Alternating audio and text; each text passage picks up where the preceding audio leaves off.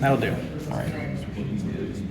I'm just going to talk about today my weathering philosophy, and what I mean with confidence is, I should talk into the mic.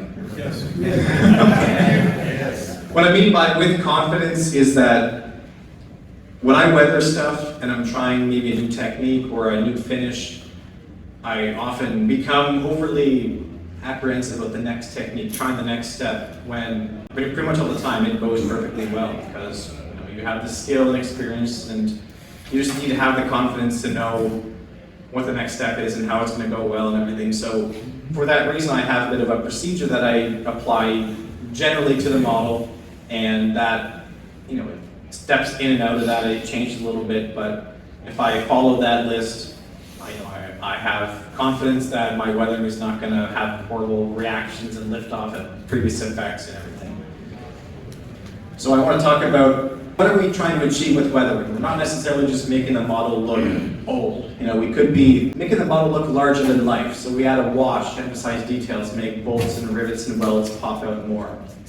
We also make the model look less boring and flat. So we might be mimicking the look of metal in the model by going in and adding chipping effects. And we can also simply make the model look more lived in. So we're adding environmental effects, the mud, of course, on the bottom, and also mud and dust and everything from the crew accessing the vehicle, and basically tell the story that this vehicle is served in the desert and it's got dust all over it, or it's a bit of kind of like diorama, you're telling a story. I like to do that just with the model itself. So we're not just making it look old, we're also telling a bit of a story. Here is a general overview of my weathering procedure. I want to explain this to clarify a little bit. As you can see, a lot of steps I'm calling them optional because, but really each step should be optional, because not every model needs every technique applied to it. So, first step, I built the model, then I paint the camouflage with acrylic paints, usually lacquers. Then I'm going to go in and add abrasion, optional if I have a field applied camouflage I want to emphasize being a poorly done job, and then it's obviously worn with the crew and the environment, and then it's showing the underlying paint. I have gloss varnish optional because a lot of people like to put a gloss varnish before their decals. Personally, I don't, but not really any harm could come from that. So if you are confident in doing a gloss before your decals, you go ahead and put it right there and then the procedure. Then next I'm going to apply the decals, maybe stencils, markings, all that good stuff, and also do the detail painting, which is painting tools and everything. This is all still using acrylic paints or lacquer paints, which are effectively the same thing. And then the last step here, the acrylic stage, is the chipping effect. So I'm going to go in with a paintbrush and paint scratches and emphasize patches and such more. And this is all acrylic. So I'm layering acrylics, which dry really fast, and I'm not worried that the next acrylic layer is going to start eating away at the previous one, because they're all durable, fast drying paints. So I don't really need any varnishes, apart from if you want to put one for the gloss, for the decals there. So all the acrylics done, which are those first 4 steps, I seal the model with a satin varnish, because I like the smoother finish for blending the following effects, which are oils and enamels. I find that if you work with those over matte, they kind of are hard to blend out if you make a little bit of a pool where the wash is supposed to be. So I want a smoother finish so I can blend it out. I like satin or semi-gloss for that. Some people go with a pure gloss. It's all personal preference. So with the satin varnish applied, then I get in with the oils and enamels, which will be a filter if you want. I really need to do a filter. Then you also have washes, dust effects, oil dot filtering, dust streaking, all that good stuff is all in that stage there, working over the satin varnish. I don't varnish between each layer. I just wait till the next evening, and then it's dry enough that it's not going to get peeled off by the later effects unless I'm really soaking it in thinner, which I won't have to do. And then I apply my final matte varnish, but it's not the final step, because a few techniques you will apply at the end don't really work well with the matte varnish. If you're going to apply pigments, if you use pigments and you apply varnish, I'm sure we've all had the experience where the pigments just kind of disappear sometimes. For that reason, I apply the matte before the pigments, and I just apply pigments selectively in areas where they're not going to get rubbed off on a handle model. So behind the wheels is fine. They'll stick onto the matte varnish, and they'll be on there well enough that it's not an issue. The last step I have there is wet effects. If you're going to apply some fuel stains, wet effects in the mud, like you'll see a little bit of shine here, that's when you would apply those, and you do them after the matte varnish, because if you apply the matte varnish behind that, they would no longer be glossy, and then your wet effect is ruined. So I'm just applying a little bit of gloss to some areas to make them look wet, and it adds a bit of a specular shine. So I want to explain this procedure. I'm going to go step by step on 2 models. Not every model has every step, so it's maybe an example of how not every model needs every technique applied. So the first model we're looking at is my Panzer 4 here by Dragon. This has a bunch of photo etch from Aber on it. And do as I say, not as I do. I did not give this a primer because I don't really care, but you really should prime your models, especially if you have that much photo etch on it. But the lacquer paints I use are quite durable, so unless there's resin, which you really definitely should prime, the lacquer paints will hold onto the photo etch well enough that it's not an issue in my experience, but you may prime if you are so inclined to do so. So my base acrylic lacquer on the model is the AK Real Color, which is a really nice paint. I use Dunkel Gelb. I thin this with Mr. Color Lacquer Leveling Thinner, and just spray it on with my airbrush at like 22 psi. My airbrush is a Badger Chrome, which is maybe midway between a standard brush and a fine detail brush. So I just airbrush it on and build it up in a few thin coats so that I achieve a smooth finish. So if you can see around the mantlet here, you can almost see it shining in the light a little bit. Even with the paint that's relatively matte like this, painting in a few thin coats rather than just hosing it on gives you a smoother result, which just looks nice. You don't want that rough finish anyways. So now, because I want to do abrasion on this model, I apply a coat of heavy chipping fluid, 2 coats. I'm going to airbrush this on. You can also use hairspray. This is the same thing as hairspray chipping. This is applied over the base yellow, which is the factory applied paint that would be on the vehicle in real life, because I want to make the paints on top of it be abraded by the crew. So now I paint on my Camouflage, which is, I use the AK Real Color green, and then I also went in and added the AK Real Color red brown. It's not 100% perfect. Like you see here, it's a little bit splotchy and such. That's partly because I'm not the world's best airbrusher, and partly because it doesn't really matter. This is supposed to be field applied camouflage, which would be done in a work depot to paint over the solid yellow that the vehicle is delivered into the unit. So it's not the world's best paint job, it's also not the world's best paint quality maybe. And that's the reason why I want to create that abrasion effect, to emphasize that this camouflage, the green and the red, is like a really crappy paint that's not as durable as the base color, so it's flaking off, and I can emphasize the way that the crew is walking up and down the vehicle and such. I'm using a wet brush, let's say a damp brush, a brush lightly damp with tap water. I gently abrade, lightly rubbing over the areas I want to chip, and then that basically dissolves the underlying or activates the underlying chipping fluid, and then it flakes off in a nice chipping pattern. Yes, sir? What's the time frame between your paint and when you start this? I find that you have about 3 hours, in my experience, before the paints you apply on top, which would be in this case the green and the red brown, before they set enough that they're really hard to chip. So when you apply the chipping fluid, wait till the next day, the next month, it's still good to go. But once you put the paint on top of it, that paint's clock is ticking, and you have, in my experience, 3 hours is a good margin before it becomes really hard to chip. You need a good 2 or 3 hour bench session to be able to commit to this. If you're doing it on the whole model, if you're doing maybe an exhaust with this effect, it's much easier, but I gotta have, I've eaten supper, done the dishes, now we sit down and we paint the camouflage, and then I clean my airbrush and I come right back and I start the process because I've got 3 hours from the first paint on the model to the last part of the chipping process. Yes, sir. Do you do a varnish or anything for the base coat and the hairspray? I do not. These lacquer paints, the AK Real Colors, they dry very, very well. If you were using, let's say, water-based, like MIG ammo or...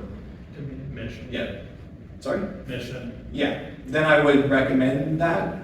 Not that I have too much experience with that, but they're generally less durable than these, which are lacquer-based, and they're pretty rock hard once they're on there for 3 hours or more.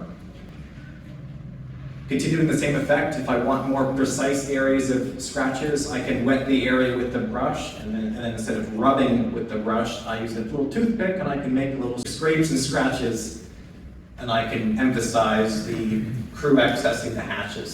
There's not really anything over here because nobody's really gonna go off, like jump off the side because that's like 10 feet or so. Like they're gonna go off the engine deck, or they're gonna go down the front and off the fender if they're gonna get off the vehicle.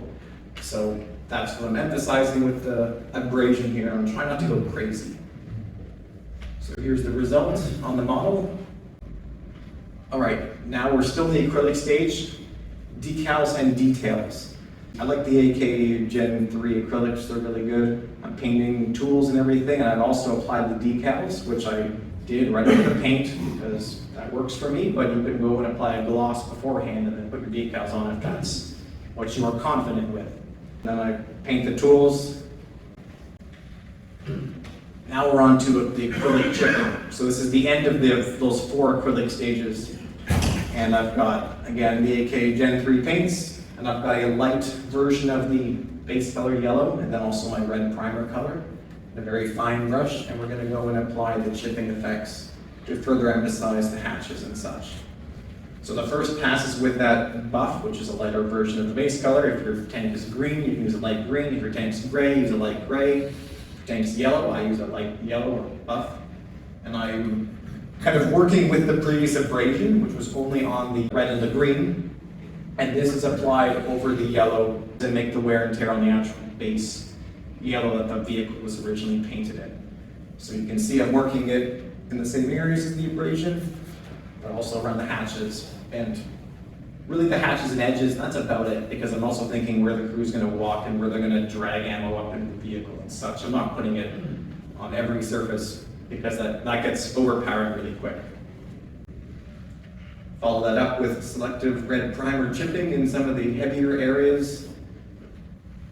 And then here's another shot of just some of the abrasion on abrasion and chipping on the drive sprocket teeth and on the fender and everything, and also around that toe point there. So now we're finished with all the acrylic stages. And now I'm going in with the oils and enamels, and that's what I'm confident in, that's what gives me good results. Some people do the wash first and then they go back and do chipping. I like this way because the wash is also toned down the chipping, which can be overpowering on some models. So I apply my semi-gloss or satin varnish, which is the first varnish that's been on this model, because I want that smoother finish for the following oils and enamels. Airbrush it on, and I applied, in this case, I used a bottled wash. Usually I mix my own oil paints, but I was feeling lazy, so I just went with the convenience product. That is MIG Ammo's Africa Core Wash, which is a dark brown. And I'm also using the MIG Productions, which is not MIG Ammo, they're different companies. That's a complicated story. Which is to say it's enamel thinner so I can clean up any excess that pools in areas I don't want. So the wash is meant to emphasize weld lines, screw heads, rivets, seam lines, everything. It makes the details pop out. So I've got it in all the screw holes here, I've got it around that, I've got it in the crevices of these hatches and everything.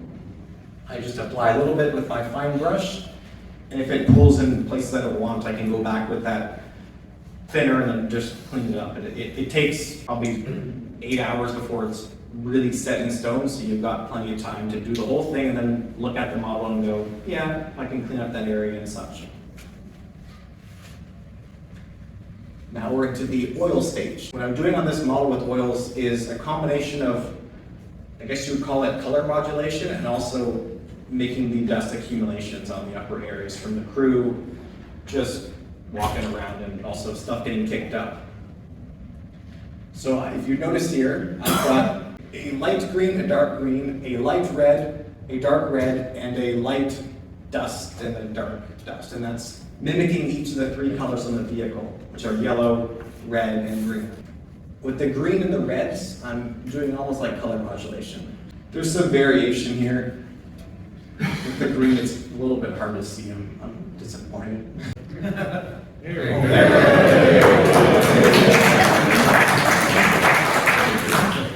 Now you can see it. So you can see I've got the greens here. You can definitely see them now in the shadows, and the same thing in the red a little bit. So like I was saying, color modulation with the airbrush, I find it hard to judge what is a reasonable level to do that will get toned down with weathering to a nice end result. Now it's hard to plan ahead. If I do it now with oil paints, I know exactly how far to go because I'm pretty much at the end. Also, if I mess up with airbrushing, it's a lot harder to repaint it. If you mess up with this, just wipe it off with an enamel thinner and you keep going. So I have more confidence in using these for my color modulation effects. And I want to keep it really subtle anyways. So how I do this is I just apply a little bit of these oil paints, which are these mid-gamma oil brushers in mascara bottles. It's a little bit ridiculous, but I just take the built-in applicator, apply that to a palette, and then I use my fine brush to take the oil paint off the palette, and then I carefully apply a little bit of it to the model to give me almost like a transparent application of the oil paints. This is the darker color. And I apply it, and then pretty much immediately I'm already kind of blending it out, feathering the edges so it becomes a transparent, dusty tint. Same thing here with the dusty color. And the result, so now that you saw kind of how I'm putting on these little splotches, now you'll see almost those little splotches in individual parts here, but I've feathered them out so they're very subtle and it looks just like little bits of crap and footprints and all that stuff on the model. I've also done a bit of a streaking effects down the side with the same effects to bring that dust being washed down. It's on the engine deck and everything. So for the dust effects on the side of the vehicle, in the lower hull areas, I use the two same colors, which are Starship Filth, which is a dark brown, and Dust, which is dust. And I'm applying them in washes, but I'm also using a bit of a speckling technique where I mix the oil paint into a thicker paste with some thinner, so it's almost like a slurry. And then I'm using a toothpick to flick it on the model with a very fine brush, and that gives me spatter effects. Which on this model, it's supposed to be in an urban environment, so I didn't want to go crazy. So I didn't do a bunch of heavy stuff. So this is really all I did on this model. I use the same techniques on the exhaust as well. So I'm using the same, there's the Starship Filth, dark brown, the dust. I've also added rust now, and I did some washes with the Starship Filth and the rust, and then I also did some speckling with the dust to get some nice textures on the exhausts, and the spare tracks.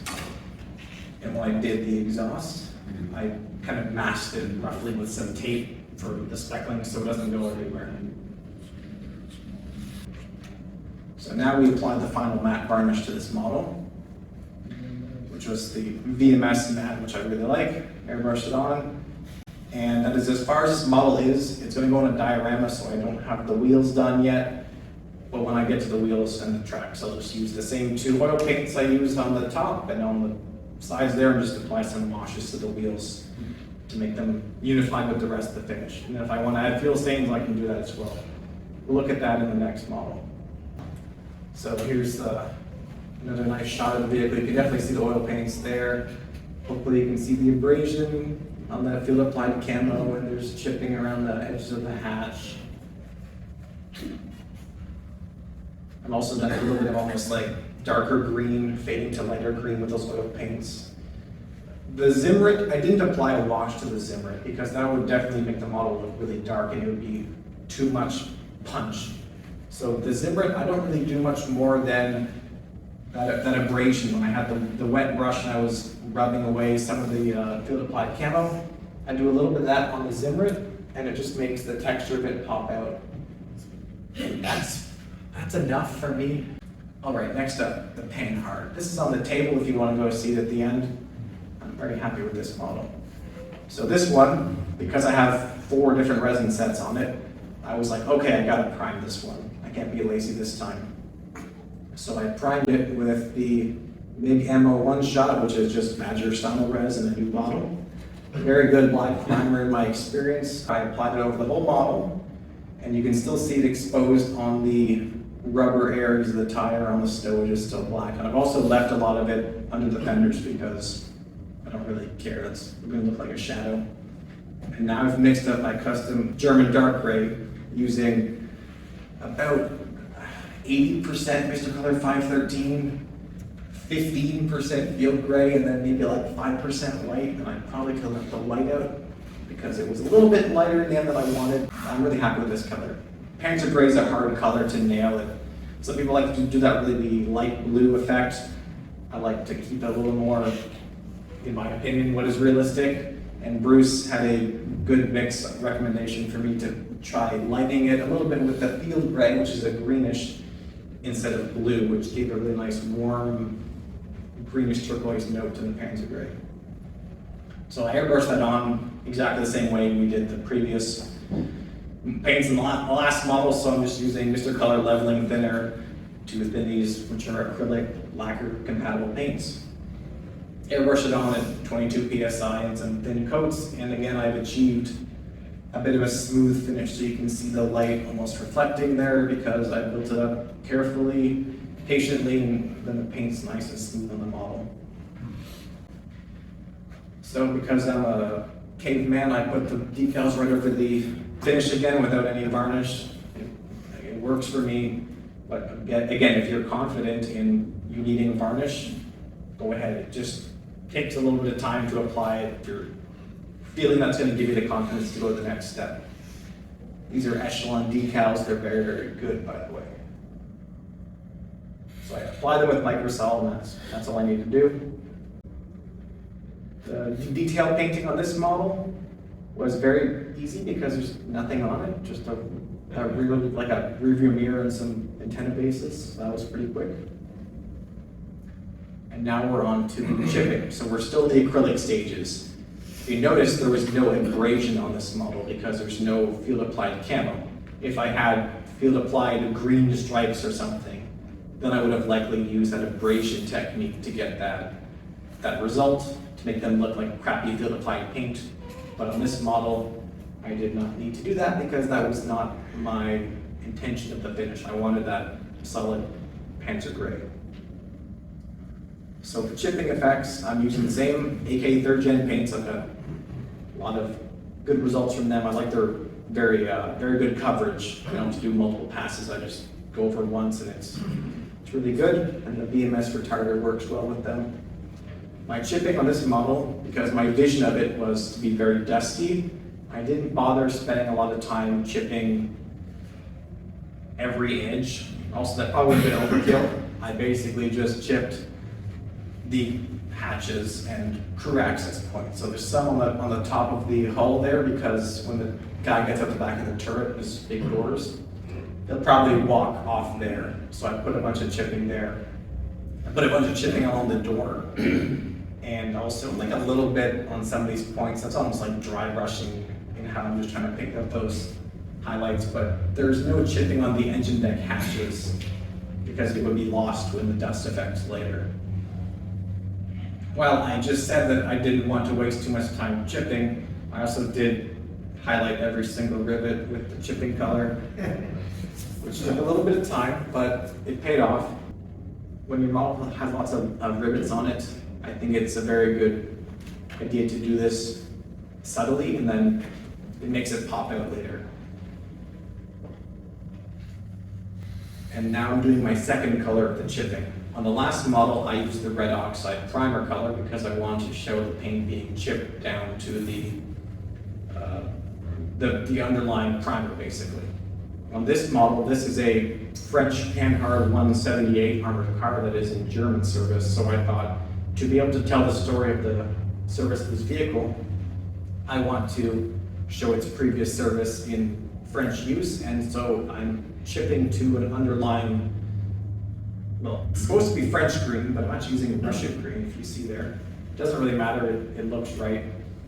And that is applied, much like the red oxide primer, in the depths of those heavier areas of chipping. So you can see the hatch, obviously, is a good example, and also a little bit of those areas up here, and also on the doors. So here's the result. That came out really nice. I like the chipping there, and the handle, and I've got like scrapes and everything, and also all the rivets, looks good. And then chipping around the hatch, but that's about it. I also chipped these areas for some reason because I'm thinking, oh, rocks are gonna get kicked up. That was completely covered by dust effects and was a complete waste of time. Yeah, I know it's there.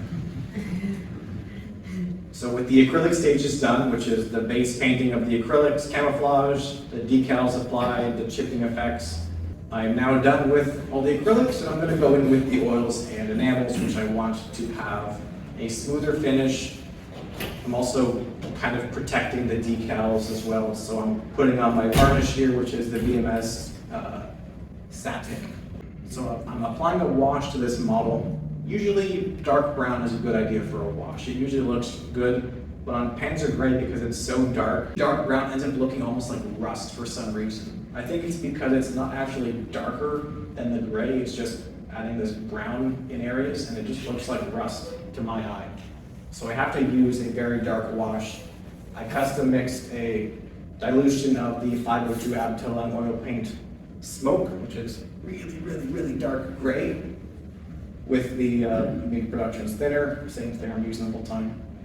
And that mixes into a wash consistency in my little cup here. And then I apply it to all the rivets, which is working well with that application of a highlight I did to every single rivet. Now, I'll pause here quickly. I was apprehensive about the effort in this wash being completely lost because I'm going to apply heavy dust effects on this model. And I'm thinking, is that going to completely cover the wash? But I kind of realized the dust effects will not be completely opaque. They'll be more transparent and you'll be able to see through them. So when you see through the faint dust effects, you'll be able to still see that there's these shadows applied around areas of the gray. And it did pay off. So you can also see my shadows here. I'm picking out these ribs on the fenders and all the little rivets and around these ports there. And I didn't really apply the wash in here because I almost left the black primer in those areas just to give that shadow. So on this model, because I was doing the heavy dust effects, I decided to not even bother with the oil paint color modulation effect. It would have been a lot of effort and it probably would not have been visible because that's so subtle the way I do it that it would have been completely hidden by the dust effects. So I didn't bother. This model's key feature will be the dust effects, not color modulation or not heavy chipping or snow or something. On this model, it's going to be the dust effects. I'm once again using the speckling technique, which I used on the last model a little bit. On this one, I'm using it a lot more. So this is the same oil paint. I love dust and Starship filth. They're two really good colors. So I'm applying the dust in a thick slurry, flicking it on with a toothpick, and the paintbrush just, flicking it on in a careful application. The first time you ever try this effect, try it on a paint mule so you can get some experience with how far it sprays and kind of the direction it sprays out. If you mess this up, you just wipe it off with thinner and try again. Of course, it's not going to ruin your model if you make a little bit of a mistake.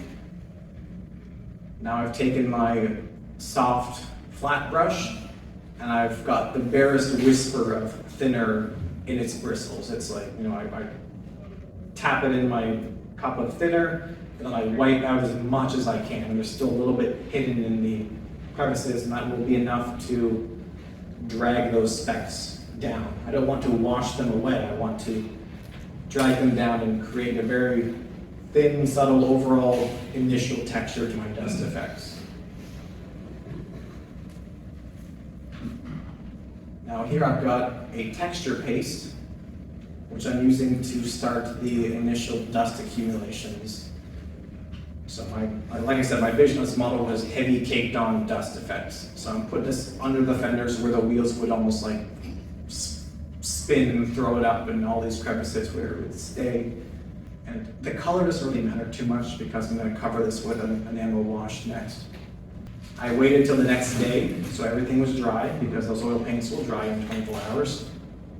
And then I am now using an enamel wash effect. This is the big ammo splashes dry step. Very, very nice. This is the first time I've used these splashes, which are a thicker wash, and I really like them. So, as opposed to the speckling where I made little specks and then I drag them down, with this I'm actually painting the streaks. I'm not putting them on and then using thinner to drag them. I'm actually painting them, and I just kind of apply them and then I keep going back and forth and tidying them up, making them more vertical and thinner.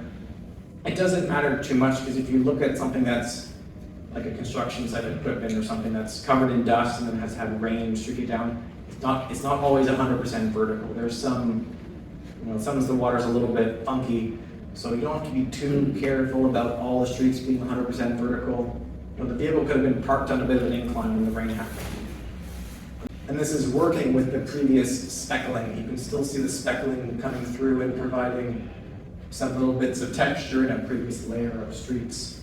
So by layering that a little bit, you get some nice depth to all the dust.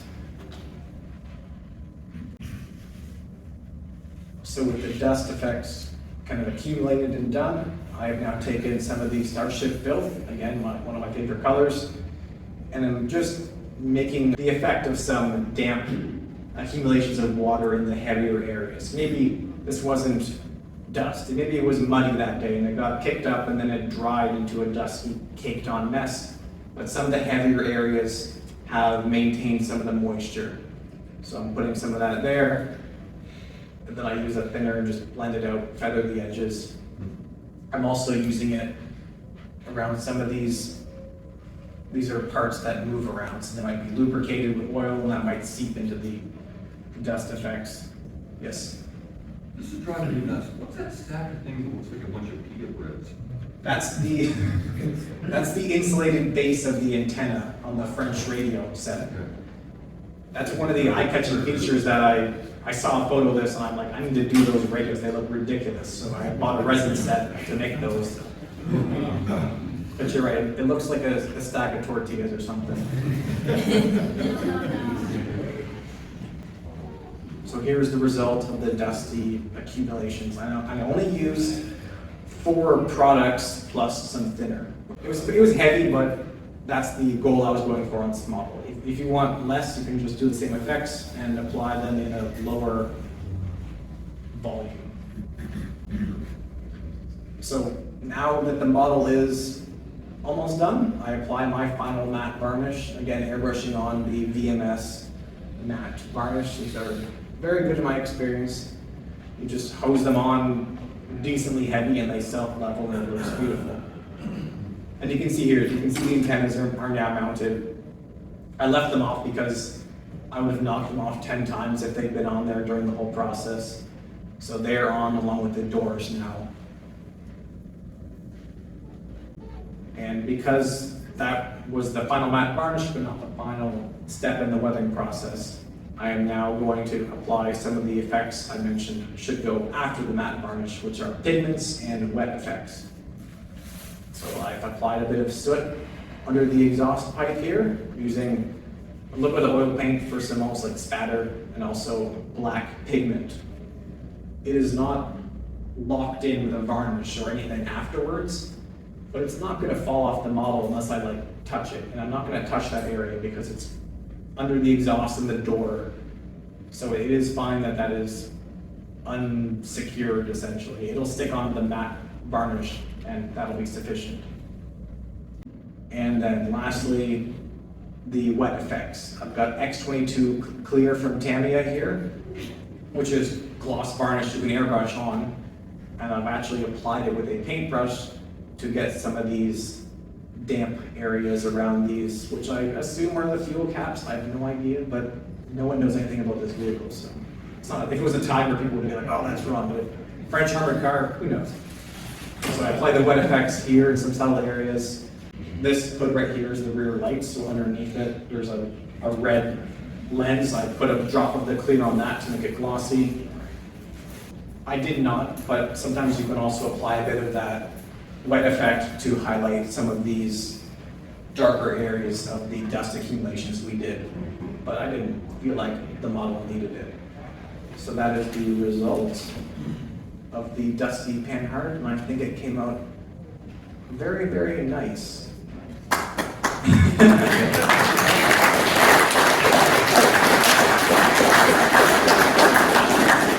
can see the rear light there, that's what I hit with the gloss. And those glosses are applied, like I said at the beginning, they're applied after the varnish, because if I put the matte varnish on now, they would be toned back to matte, and then they wouldn't have that specular shine of a fuel stain or a water accumulation or a light lens. So if you have any questions about anything I covered here or anything else, I'm happy to answer. Okay, question? Explaining varnish, is that like clear coat? Yeah, same thing. Okay, all right, because I was thinking, that sounds like something you put on wood.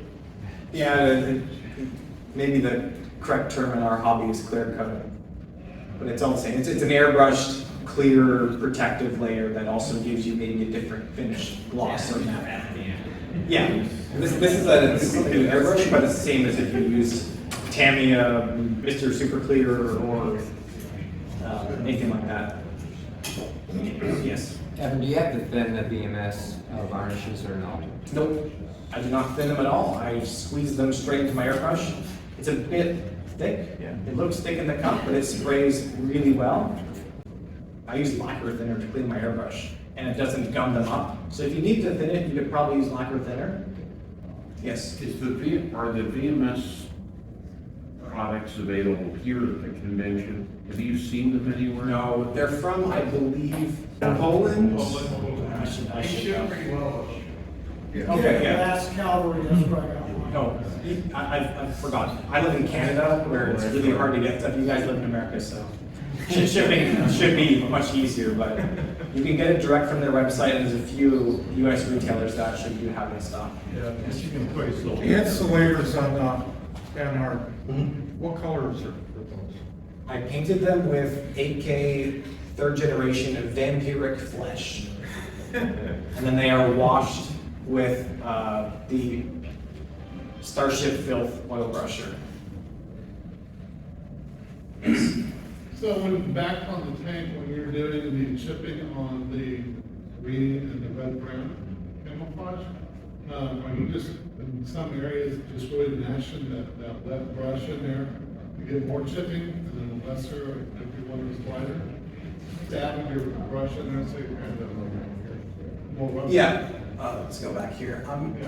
I'm trying not to be very aggressive, because I think if you're aggressive, you almost just scrape the whole section off. If you're rubbing gently and it's not working, apply more water rather than more force. You have to wait till it kind of, the chipping fluid or hairspray activates, and then you'll start to get that chipping. I like to be gentle so I can get that fine chipping pattern, which looks really nice. So I recommend more water rather than more force. Yes. You still recommend primer, depending on the subject, Yeah. priming the whole thing in the dark red brown, and then putting chipping fluid, and then doing the yellow? Yeah, if you're going to do the chipping effects, and you're also going to prime, you can save yourself a step by using a primer that's already that color. The primer should be strong enough that it's not going to be any issue when you're chipping down to it, if you're using chipping effects in that way. Yes. I noticed you use a lot of Wilder products. Do you still? Wilder? Yeah, the Wilder? No, I'm sorry, I should have mentioned that. Let's go back to the, I used a couple of Wilder effects on this guy, so we used that. I should have mentioned this at the time. This is almost impossible to get, but use the AK terrain paste. It's the exact same thing. You can also mix dirt with PVA glue or like plaster of Paris or something. It's just like a water-based texture sludge. The factory's in Russia, so good luck getting that. And I also use their pigment for the black. Yeah, here. You can just use 502 Abteilung, AK, MIG, because they're all the same. I'm not supposed to say that, but they're all the same. It's the same thing. The only thing I would recommend is like find the Vallejo pigments. Something about them makes them not adhere very well to the model. They want to fall off easier, so I avoid those, and I much prefer these are like modeling specific pigments. Yes, sir. In the earlier pictures of the German anti-tank, Yep. you're using really small, what kind of size brushes are you using to paint on these effects? Probably a 10/0, I think is the term. I don't think I do. Yeah, you used it as a liner brush, wasn't it? Yeah, it's either a liner or sometimes I use something called a spotter, which I think is just a shorter version of a liner. And the brand I use is my local art store brand, which holds up pretty well to the thinners, but they're also pretty cheap. I'm not really careful with my brushes, so I use cheaper ones and they don't last as long, but I don't want to spend 30 bucks on a fancy brush and then kill it, because You didn't cover tracks on the first one. Yeah. If you could just, real quick, what's your process on tracks, just as you walk through it? I would paint them with a dark gray. Some of these are dark gray, some are red, rusty, whatever, and some are yellow. This is probably the Tamiya German gray or something like that. I paint them with that with the airbrush. Then I would dry brush them with a metallic gunmetal. And then I would apply the washes, which would be the dust and the Starship filth. I'd apply those much like I did on the top, blending them. And then I would, at the end, take a brush with thinner and almost like dry brush over the worn edges to remove any of that dust and show that gunmetal I painted on those raised surfaces. I would do that instead of dry brushing the metal at the end, because that might almost catch texture. If you've got maybe some bits of texture, they'd almost look metal when that's earth texture. Does that make sense? Yes, sir. What's your experience between worn effects and heavy chipping? My experience is that Hairspray works better than all of them. Which brand? I use stuff that Michael Rinaldi uses, which is the Tresemme Ultra Fine Mist Firm Control. This is what makes this work. But like, and I sprayed on with the can. On this model, I just wanted to try this again. I don't think I've ever tried the worn effects. I just have this and the Hairspray. I understand that the worn effect is supposed to be less. I'm not really sure how that works because you can just chip it less. But I would recommend Hairspray. Works better and it's also cheaper. Yes. Do you thin that? Nope. Chipping fluid? No, it's very thin. It's almost like watery. So I just pour it in the airbrush and apply one thin coat. And I don't blast it. Almost covering in like 1 or 2 passes. It flashes off really quick, and then I just go at it again within 2 minutes. And then 2 coats is good. Evan, Yes. why are you Panzermeister 36, not like Panzermeister 18? So I was 15 years old when I made that channel, and I just picked a random ass name, and it had a good ring to it. I don't know, so I'm stuck with it. Okay, perfect. Glad I didn't go overtime. Yeah.